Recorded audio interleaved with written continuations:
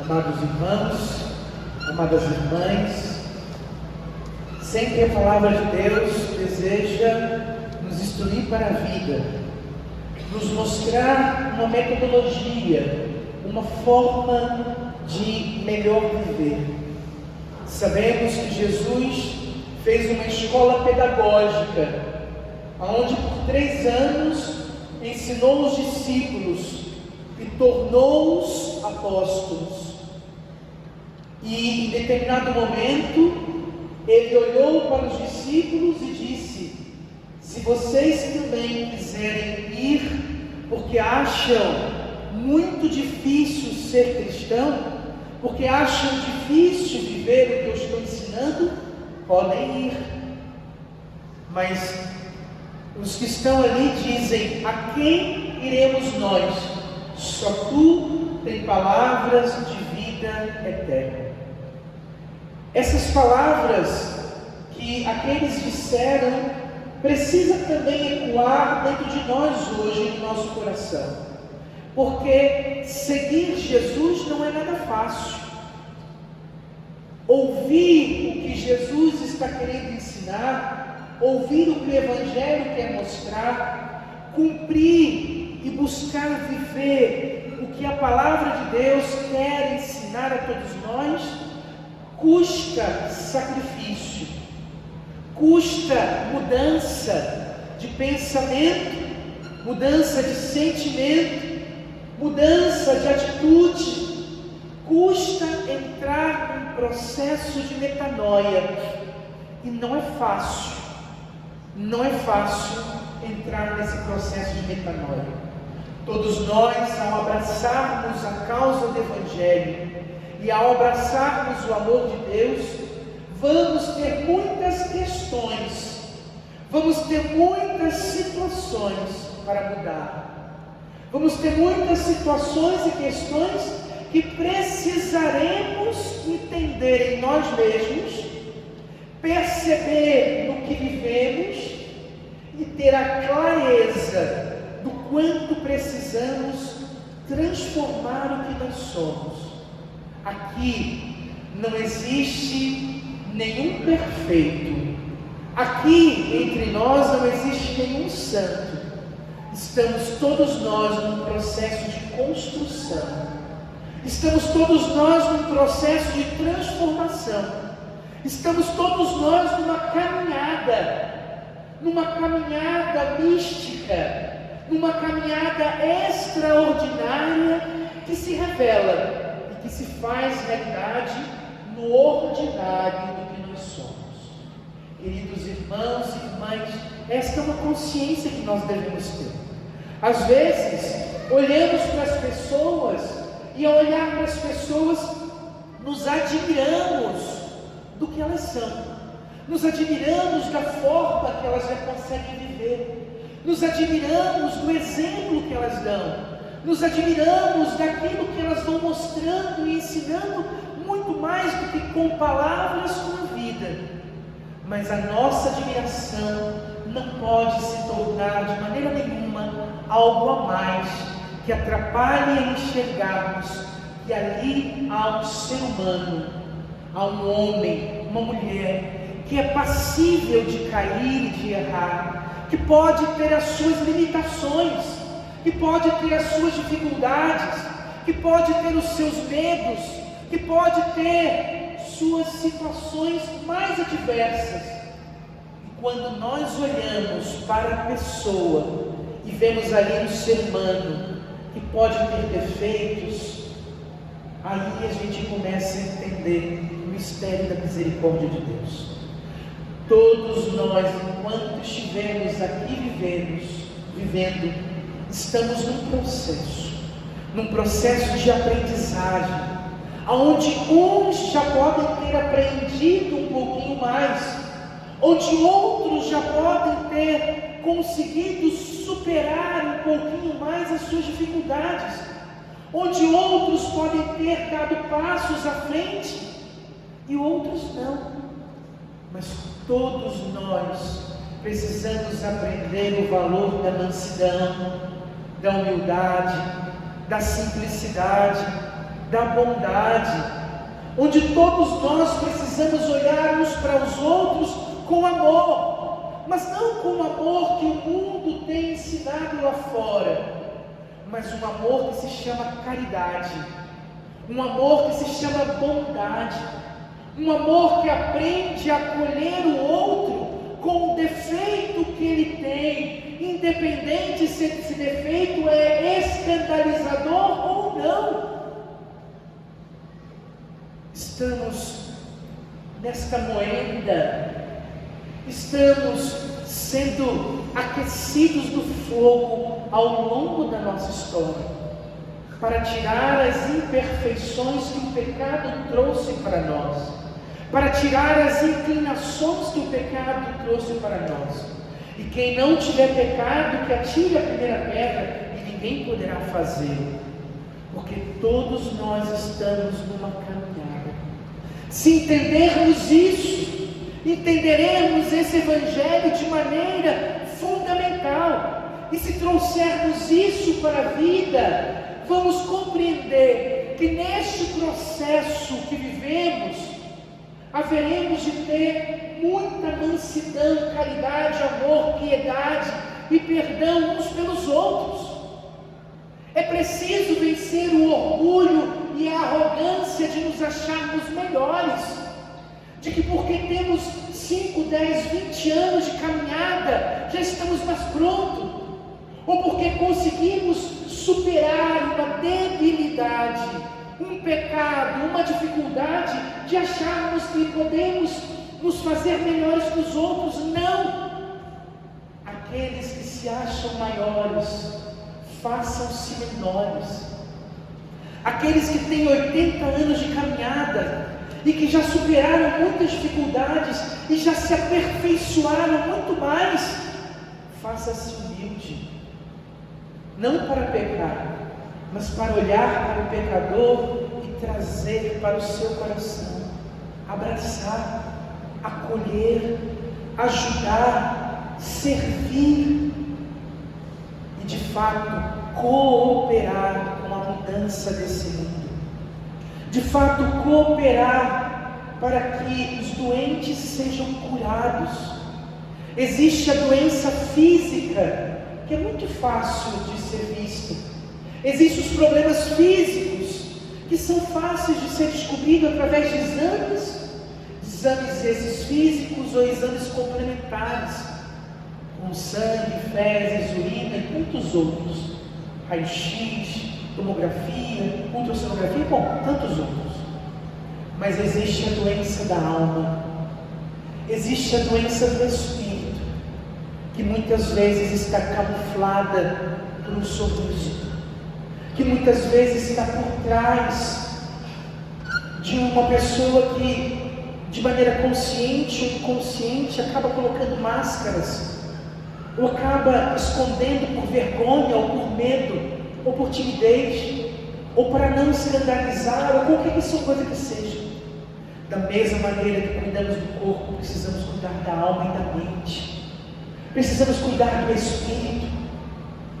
E nós cristãos precisamos tomar a consciência de que a nossa missão é lutar com todas as forças para curar a doença que for.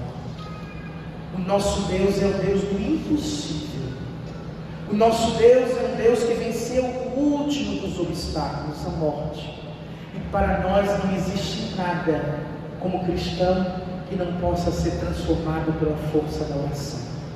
Para nós não existe nada que não pode ser modificado. E como cristãos precisamos aprender a acolher o outro com o defeito, com a falha, com o erro que ele tem, para assim ajudar na cura.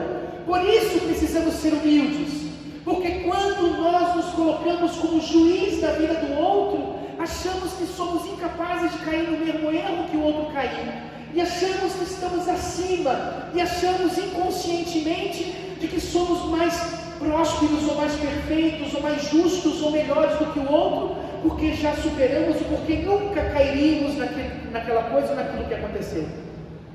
Nós não podemos ser assim. Precisamos ser humildes, precisamos ser mansos, precisamos ser perseverantes, Precisamos aprender o caminho da generosidade.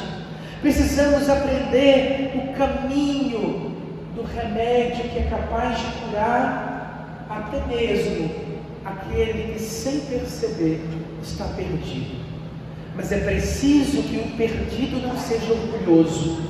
É preciso que o perdido não seja arrogante, autossuficiente.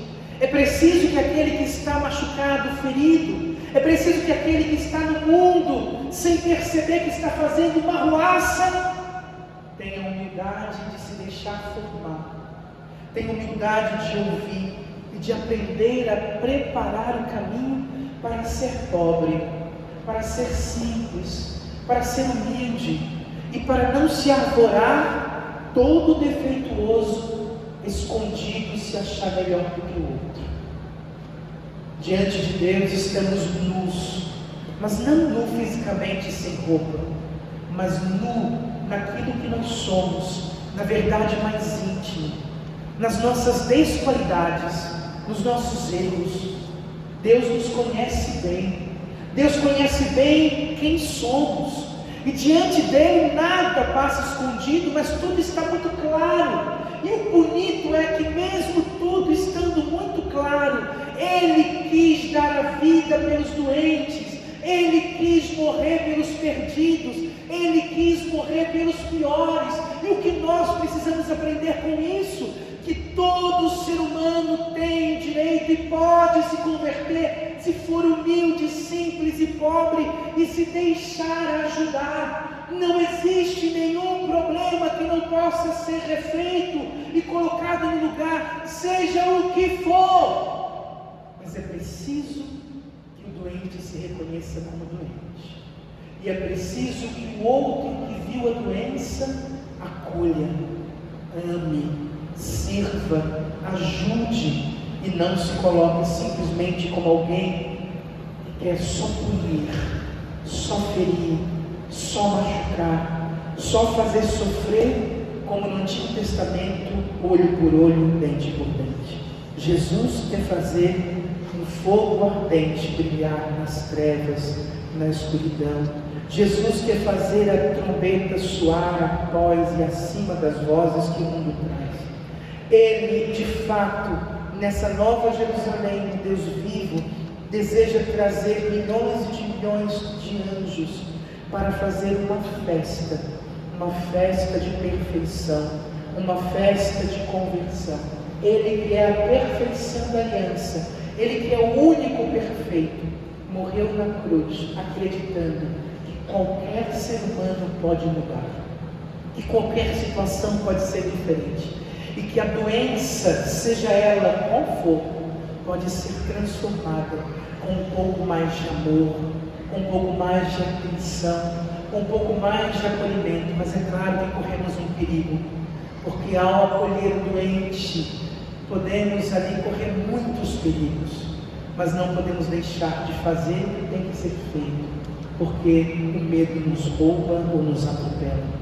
Não podemos deixar de curar as feridas, não podemos deixar de ajudar a quem precisa, mesmo que muitas vezes isso possa reverberar em tantas dores para nós, mesmo que isso muitas vezes possa nos trazer tantas danações e tantos sofrimentos e dificuldades.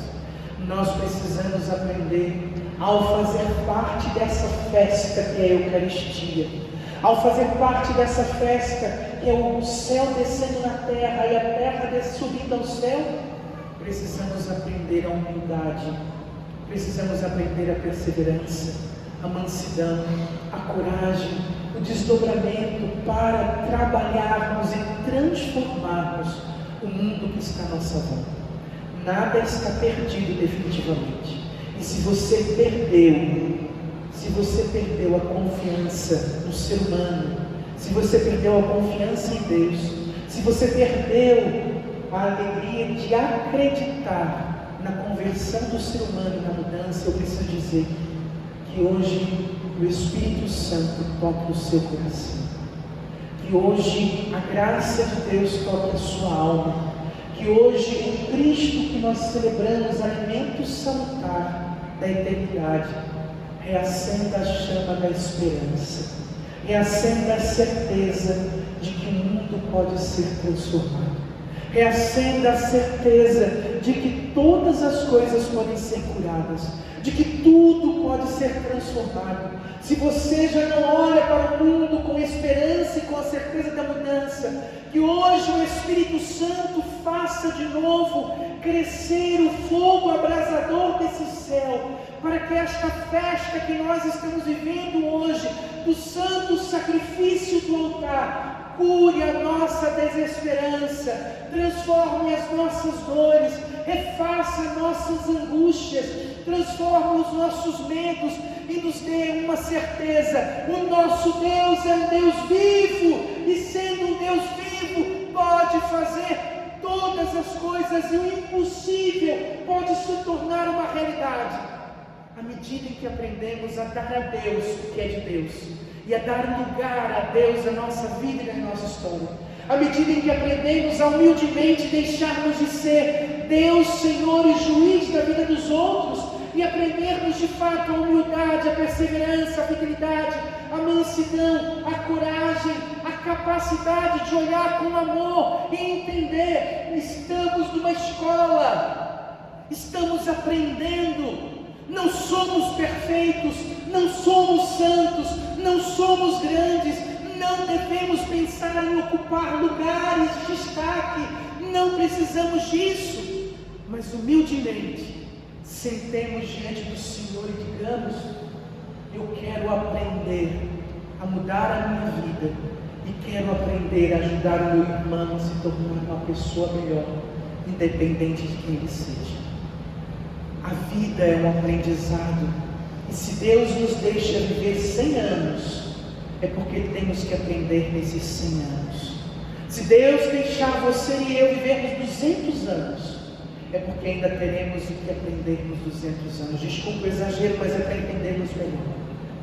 Se nós entendermos que nunca seremos perfeitos nesta vida, e que sempre haverá o que aprender, o que mudar, o que entrar em metanoia, e se aprendermos a viver esse amor de maneira extraordinária, e aprendermos a viver misericórdia uns para os outros, o céu se tornará presente em nossa vida de maneira transformadora.